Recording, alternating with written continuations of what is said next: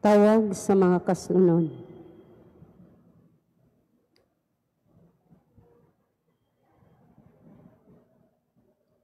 Unang tawag. Wilmer Salimbangon, Ulitaw, 33 anyos, taga Pres Rojas Street, Kasambagan, Cebu City, anak nila ni Casimero Bagol o Grishel Salimbangon. Buot mga sawa kang Millicent Jane Francisco Pilayri, dalaga, 33 anyos, taga F. Bas Street, Lawaan, Talisay, Cebu City. Anak nila ni Jerome Pilayri o ni Tita Francisco, ang kasal karong Agosto 4, 2024 adto sa Chapel of San Pedro, Calungsod, SM Seaside Complex, East RP, Cebu City. Aldrin Binardo, Ulitaw, 30 anyos, taga Mabolo, Cebu City. Anak nila ni Sabino Nardo o Remedios Barida. Buot mga sawa kang Manuelit Ugang, dalaga, 28 anyos, taga Lapu-Lapu City. Anak ni Perlita Gomez o Manuel Ugang. Ang kasal karong Agosto 31, 2024 adto sa Nuestra Señora de Regla Parish, Lapu-Lapu City. Lord Paul Leston, Ulitaw, 26 anyos, taga Regla Street, Mabolo, Cebu City. Anak nila ni Apolinario Liston og Salome Barbarona, buot mga sawa kang Era Francis Godornis, dalaga, 29 anyos, taga Regla Street, Mabolo, Cebu City. Anak ni Irma Godornis. Ang kasal karong Setyembre 25, 2024. Louis Kurt Basay, Ulitaw, 31 anyos, taga General Santos City, anak nila ni Felia Dolfo Basay o Guelma Swan. Buot mga sawa kang Roxine Lourdes D. Rosario, dalaga, 30 anyos, taga Bayulo, Cebu City. Anak ni Rowena Rosario and Lolita de la Peña. Ang kasal karong Hunyo 5, 2025 adto sa Sacred Heart Parish, D. Hakusalem Street, Cebu City.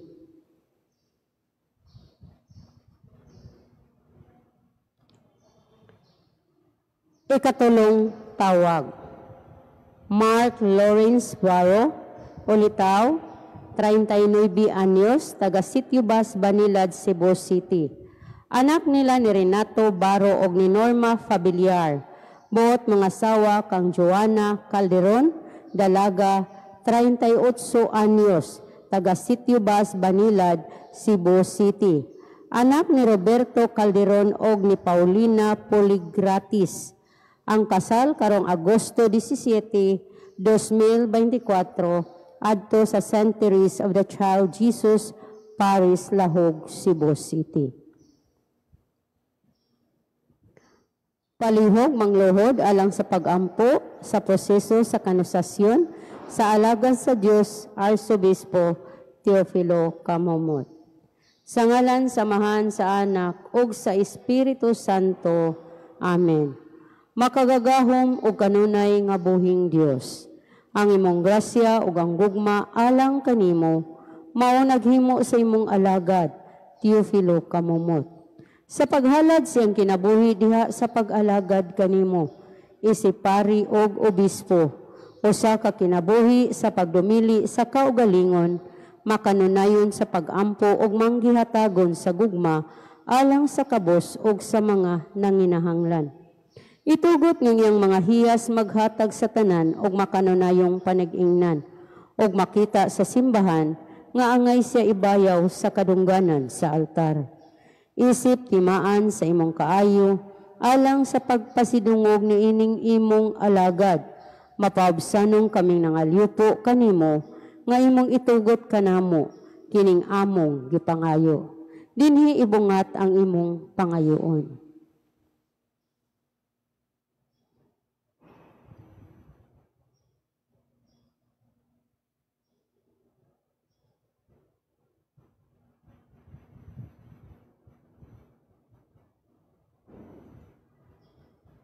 Sa ngalan ni Kristo among Ginoo, imong anak nga buhi ug hari, uban kanimo, diha sa kahiusa sa Espiritu Santo, Dios hangtod sa kahangturan.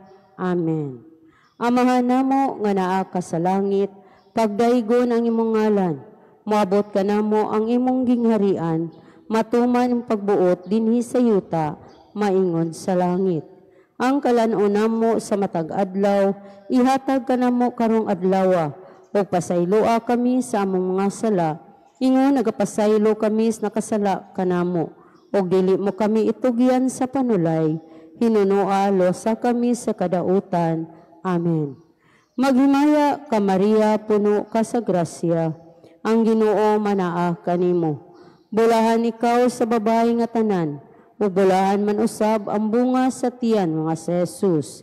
Santa Maria, inahan ka sa Dios, igampo mo kaming makasasala, karon og sa oras sa among kamatayon. Amen. Himaya samahan sa anak og sa Espiritu Santo, maingon sa sinugdan karon sa gihapon sa katuigan nga walay katapusan. Amen. Sa ngalan samahan sa anak og sa Espiritu Santo. Amen. Daghang salamat.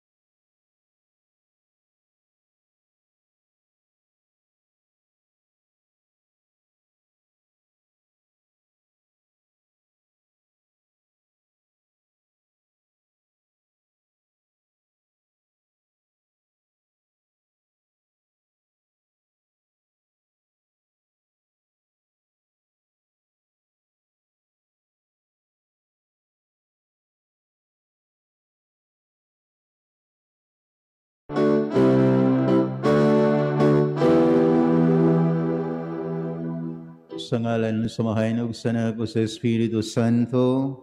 Ang grasya sa Hesus Kristo, ang ugma sa Dios, sa managiusa sa Espiritu Santo, manakaninyo.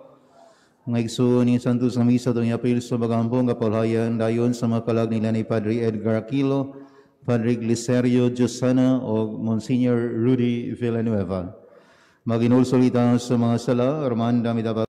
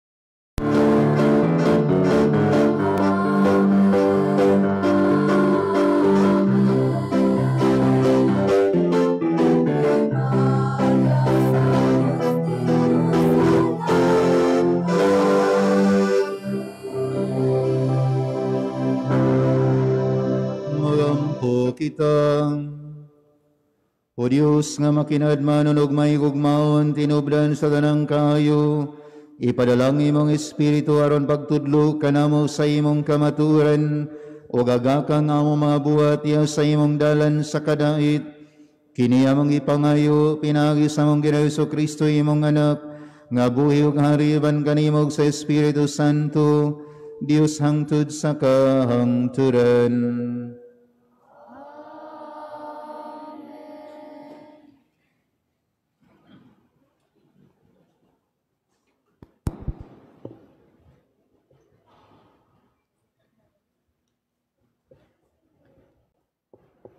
Pagbasa gikan sa basahon sa Henesis.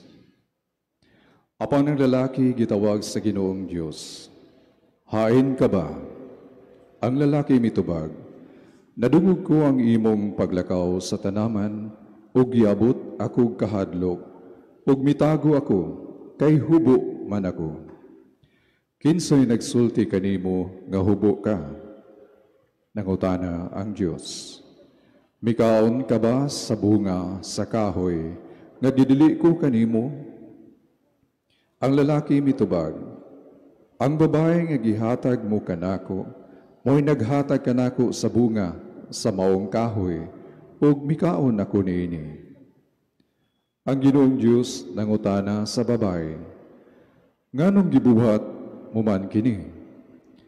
Ang babae mitubag, gilansisan ako sa bitin, busa mikaon ako niini.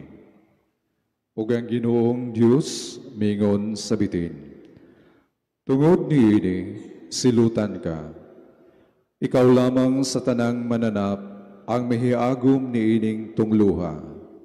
Sukad karon, magkamang ka na pinagi sa imong tiyan, ug magkaon ka nag-abog sa tanang adlaw sa imong kinabuhi.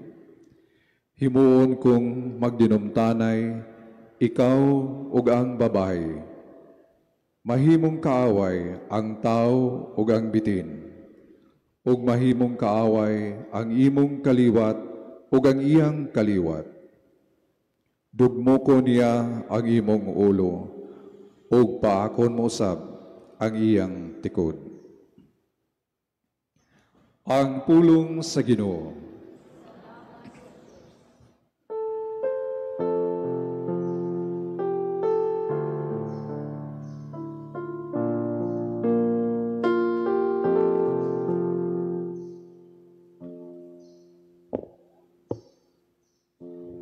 Diha sa Ginoo ana ang iyang kaluoy ug ang kapuno sa kaluwasan.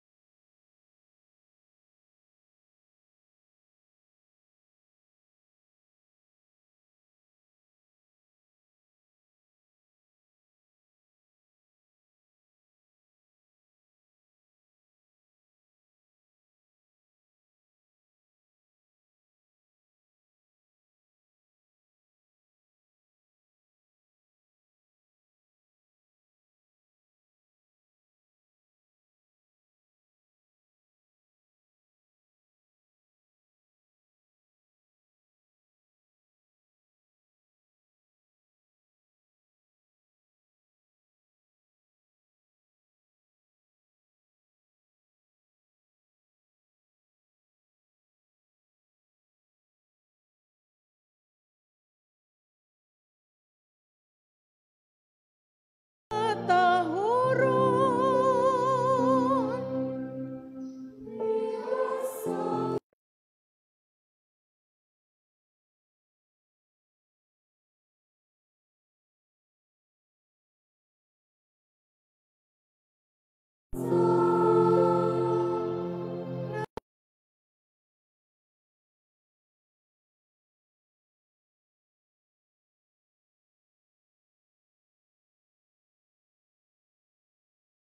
ang pulong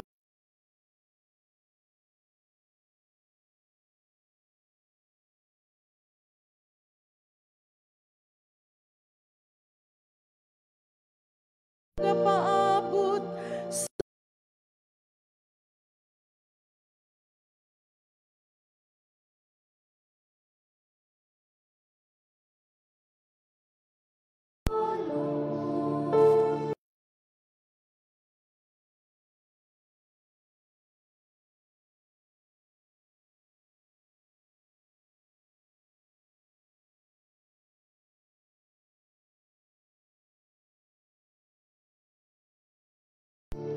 ug ang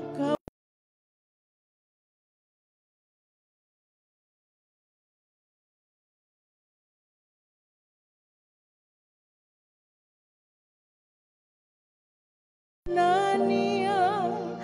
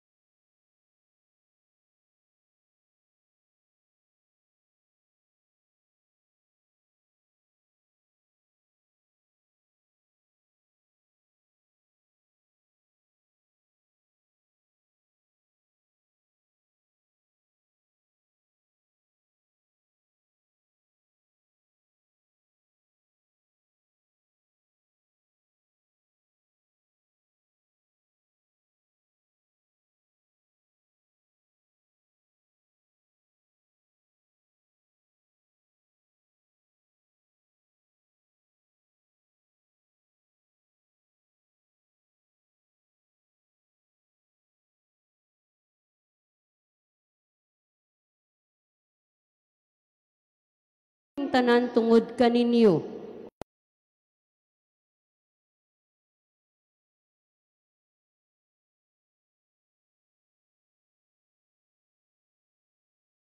Mat alang sa himaya sa Dios.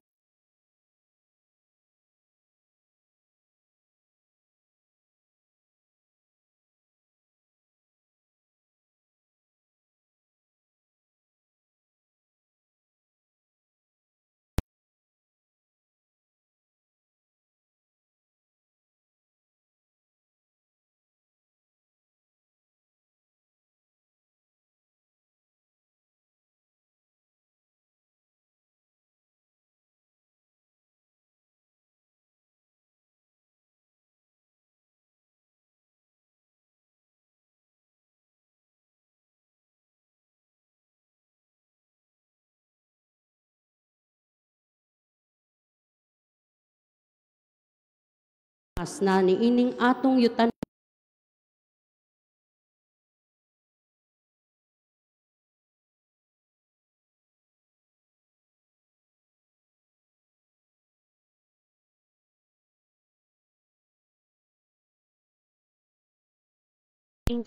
ang pulong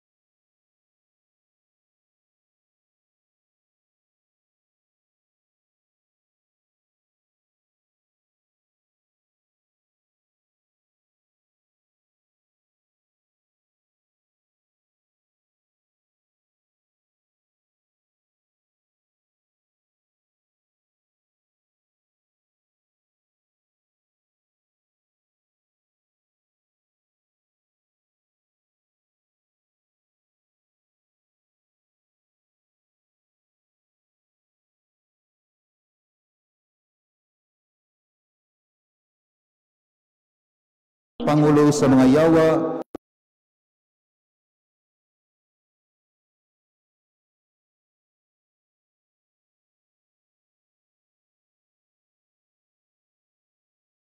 saon man ni Satanas paghingilin, magunay pag-away,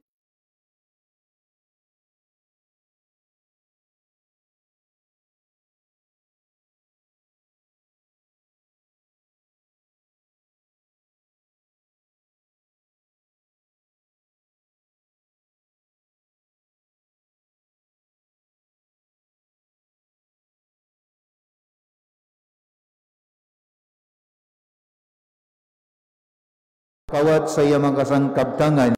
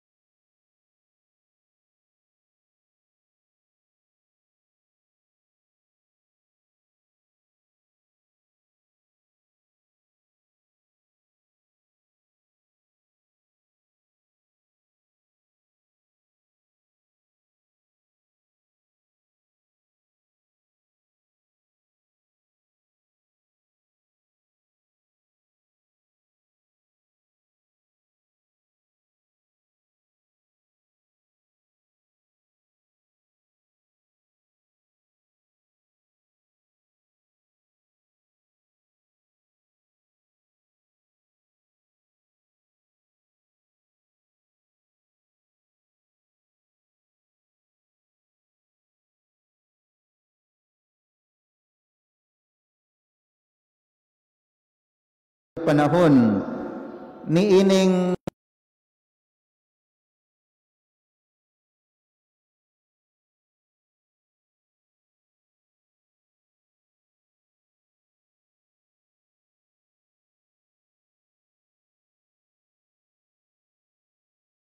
gingon sa Ginoo sa katapusang bahin sa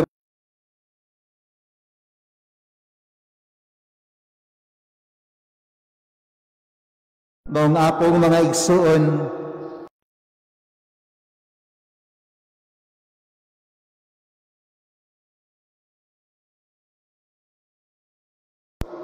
not just any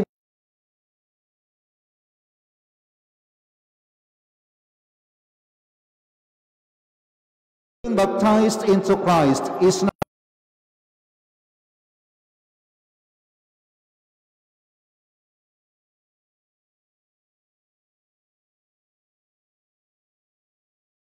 calls me Lord, Lord.